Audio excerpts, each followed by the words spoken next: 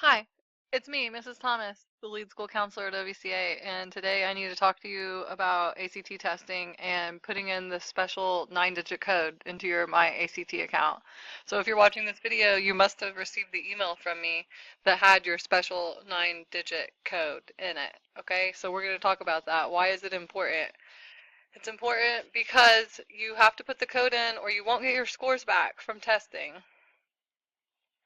And you're going to need your scores for like lots of things. You'll need them next year as a senior so that you can put them into your ICAP account, because that's one of the requirements for ICAP is that you put your ACT score in. So you really need to do this. It's super important. You'll also need your scores because if you want to look at them, you want to see how you did on the test, and then also because you're going to want to send them to colleges one day maybe. Um, but yeah, you need to put the number in. Okay, so I'm going to show you how to do that. So before ACT testing. You cannot do it after, it will not work. So that's why I'm sending this to you now, because we start ACT next month. Before ACT, you need to log into your MyACT account. You're going to put in the student number. I'm going to show you how to do that. You're going to complete your non-test information, and then we're also going to talk about photo ID for ACT. Okay, if you do not have a MyACT account already, this is how you set one up. I think most of you do have one because we used them back in the fall to do the mock ACT. So you probably set one up then. You might have done it in ACT prep class last semester or this semester if you're in that right now. But if you don't have a MyACT account, this is what you do to set one up. You go to myact.org and then you just follow the steps to create an account. It's recommended that you use a personal email, so like your Gmail or your Yahoo or like whatever it is that kids use these days, one of those, and not your school email address, okay? That way you still have access to your scores after you leave OVCA, or if you do leave OVCA, because you won't always have your OVCA email.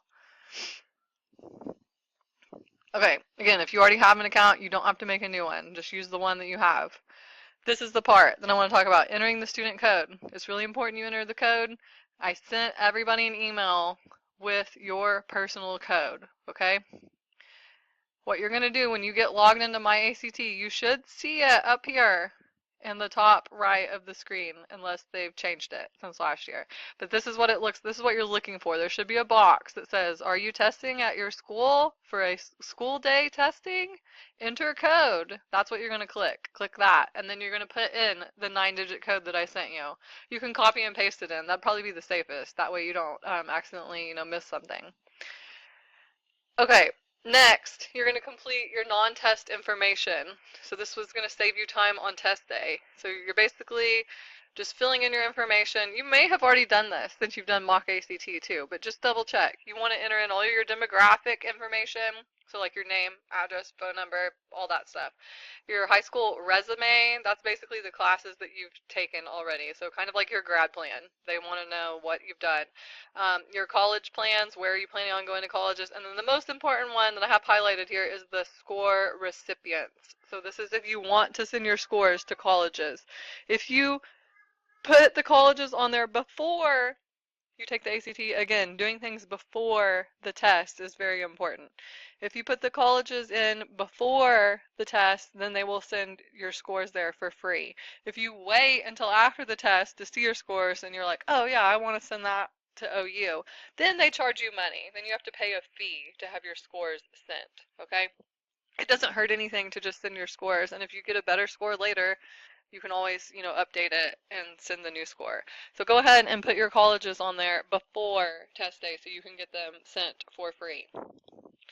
Then there's a bunch of other stuff they want you to fill out. It's all optional. You don't have to fill all that out, but it's asking you like if you want to be a part of EOS, which is Educational Opportunity Service, they'll send you information about scholarships and things like that.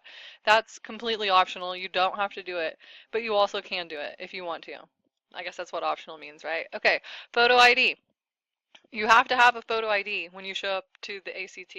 Somebody will check your ID when you get there. That's part of the registration, and that's an ACT rule. It's not OVCA. I wish it was not a rule, honestly, because it's a problem sometimes. But it's an ACT thing, and we cannot get around it in any way. So you have to bring a photo ID, or the student identification form, which I'm going to show you how to find that and what to do. This is the photo identification form. So you fill out this part over here before test day. Again, before test day. You'll fill out this part with your name and blah, blah, blah, all this information. And right here, you have to print a picture of yourself and glue it or tape it in this box. So you can just take a picture with your iPhone and print it or whatever, or if you have a picture at home already that you can cut out and glue right there, like that works too. Or you can go to like Walgreens or somewhere at Walmart sometimes and ask them to take a passport photo for you. They're like 10 bucks. But you can do that and then glue the picture right there. And then we will accept this in place of a photo ID. You'll bring this with you to the test, and then the school staff will fill out this page too. So you'll bring it in and we'll look at it like your ID, and then the school staff that's on site will sign it saying like, yes, this is the person in the picture. We'll accept this, and we keep it. So don't give us a photo that you want back because we have to send it to ACT. These are some acceptable forms of ID.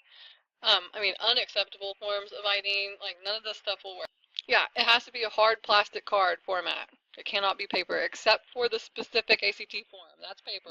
That works. But any other type of ID, it has to be like a state ID, tribal ID, if you have your tribal ID, or driver's license, and it has to be a hard plastic card.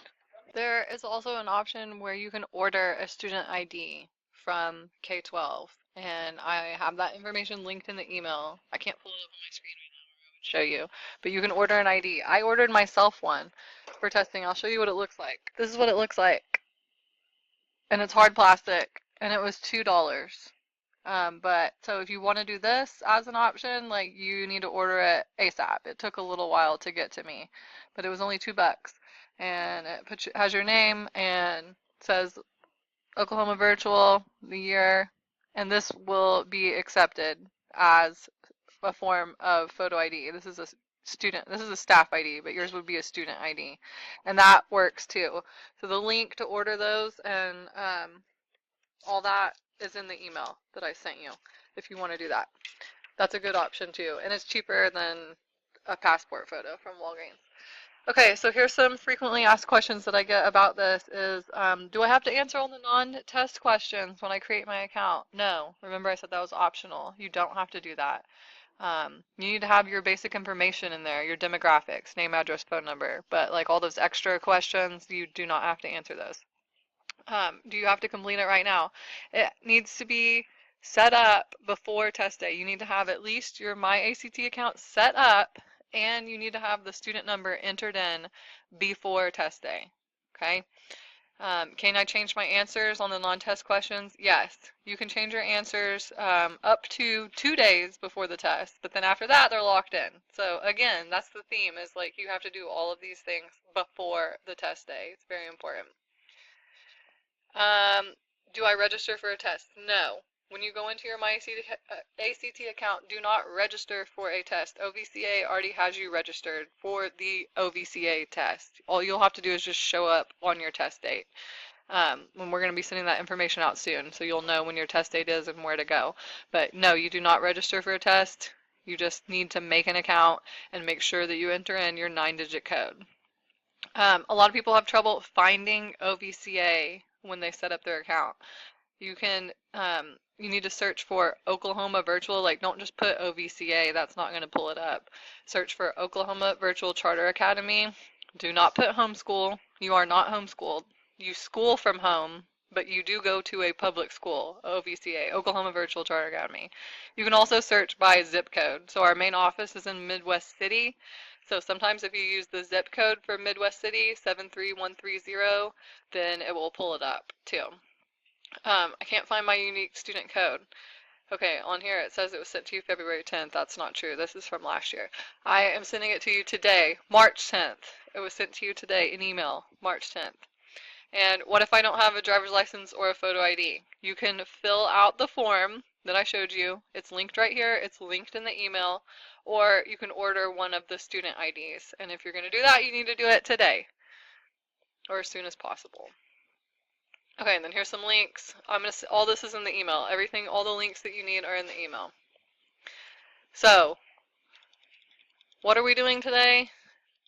You're going to go and enter in your student code, your unique 9-digit student code, and you're going to figure out what you're going to use for your photo ID on test day. Either you have an ID already that you can use, or you're going to bring the paper form, the ACT student identification form, or you're going to order a student ID from K-12.